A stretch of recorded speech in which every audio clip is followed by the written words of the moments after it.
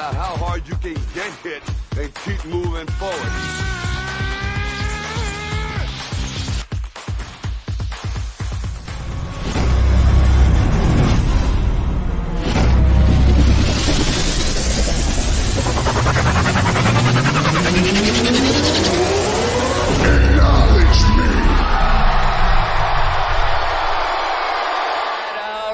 All right. Gentlemen, start your engine!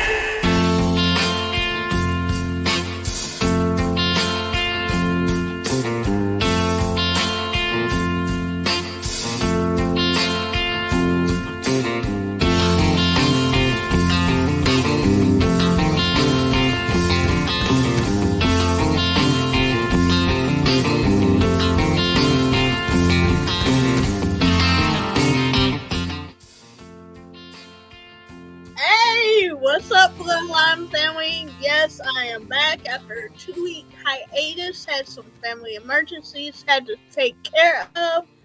Welcome to the driver's seat. We got a lot to talk about tonight, a lot to get caught up on. So I'm gonna try to just get into it. Thank you everybody for showing up. I see Johnny in the room. I see JDW Roblox on the Twitch channel. I see Geekstra up in the building. I see Jake the Aerial Assassin up in the building. So I just want to say a quick thank you for always supporting me, guys. Appreciate it. Appreciate the welcome back. So my first topic is, drum roll please. Alright, so my first topic is the Coca-Cola 600 and what happened after the 600. It will shock you what happened. And so after the Coca-Cola 600, if y'all didn't know, the Coca-Cola 600 was 2 weeks ago down in Charlotte, North Carolina, and it was unfortunately due to weather the reason that it did not get completed.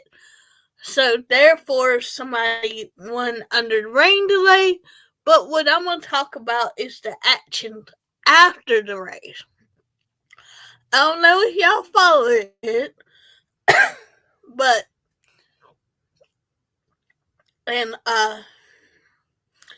there was a fight, and mainly the two individuals were Kyle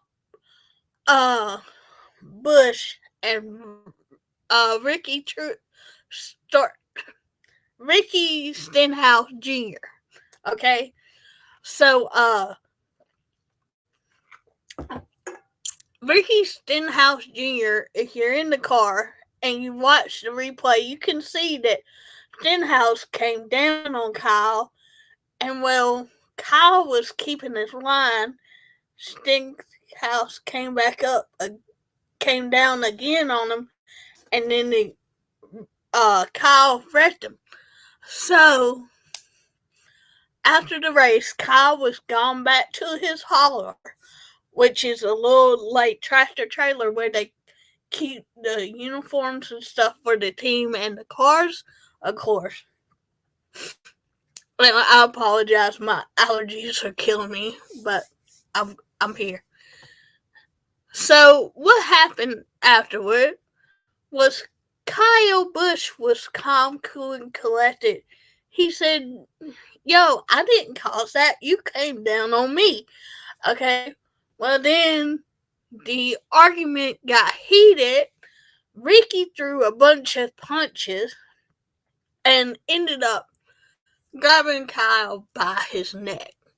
Okay, not only was Ricky involved, Ricky Stenhouse Sr., his father, got involved. He was choking Kyle, so Kyle had to defend himself Plus, we had there were two crew members. One crew member, the punishment was you're going to be suspended for 8 races.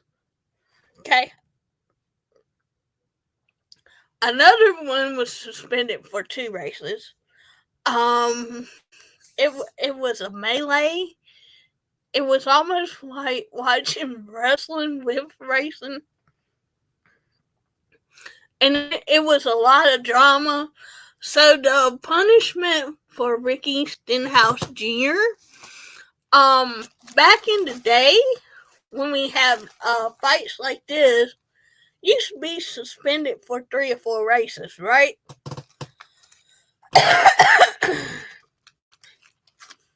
And so the punishment for Ricky Stenhouse Jr. Of course he doesn't miss no races, but he does get fined a hefty fine of $75,000 for the altercation.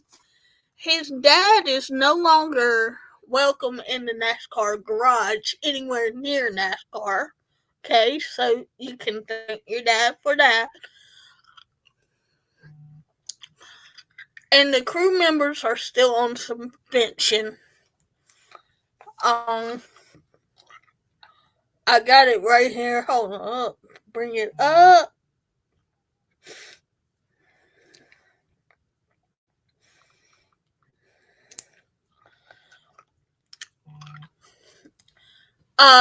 This is Ricky Stenhouse Jr.'s reaction to his own action. Was 75,000 K.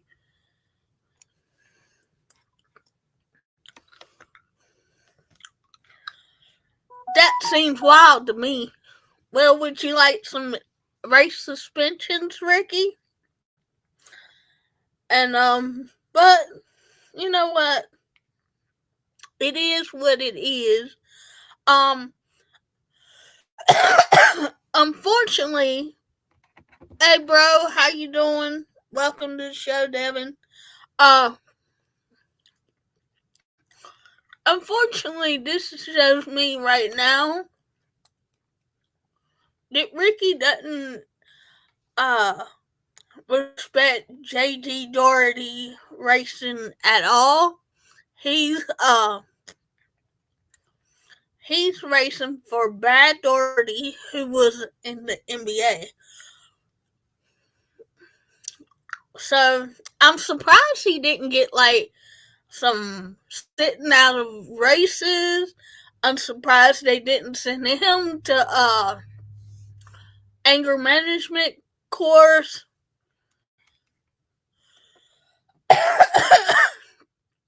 Hey Jake, there's aerial assassin. Sorry, I screwed your name up, buddy. Well, but yeah, I'm surprised they didn't give him more. Like back in the day, I know there was a fight between Tony Stewart and Kyle's brother Kurt Busch. They used to fine you money. They used to suspend you for a couple of races. This is back in the day. Now that kind of seems like a slap on the wrist to Ricky Stenhouse. Just giving him a fine and not suspending him any races. But I'm not the rule maker. It is what it is. Now, let's get into talking about Kyle Larson, because I want to talk about this young man. If y'all didn't know, Kyle Larson ran the Indy 500 the day of the Coca-Cola 600. So he flew from Indy to Charlotte, right? So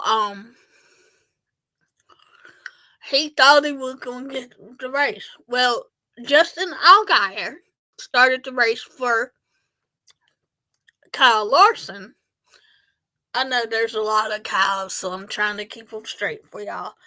And ends up they land him in the plane in the at the racetrack, right? So here Kyle Larson comes in from Indy 500, which he placed 18th. I do remember that. And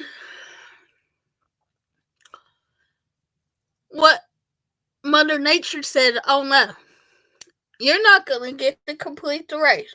So there was a whole bunch of hoopla this past week over Kyle Larson. Thank you. Getting his waiver. Do I think if y'all don't know, a NASCAR driver, which Kyle is sitting pretty in second in point. So, I didn't think he needed a waiver. But just today he was finalized his waiver. And what a waiver is, like, if you miss a race or two, like for Kyle's situation, I understand it. He went and raced for the Indy 500.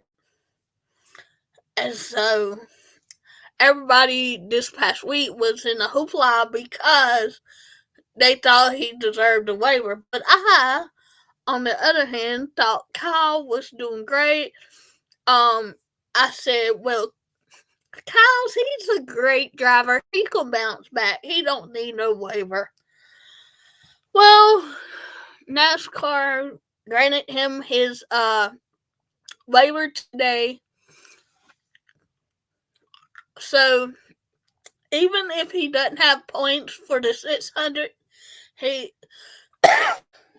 is okay with the waiver. It's gonna be okay. He's gonna be in the chase for the championship. Where he lands, I don't know. I hope he does good. A lot of people are saying now that he's gonna take the crown of the most popular driver. I guess we shall see.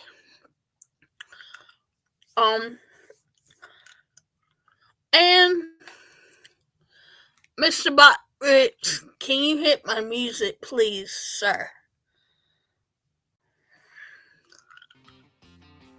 Again, I apologize for the late start, but it is what it is.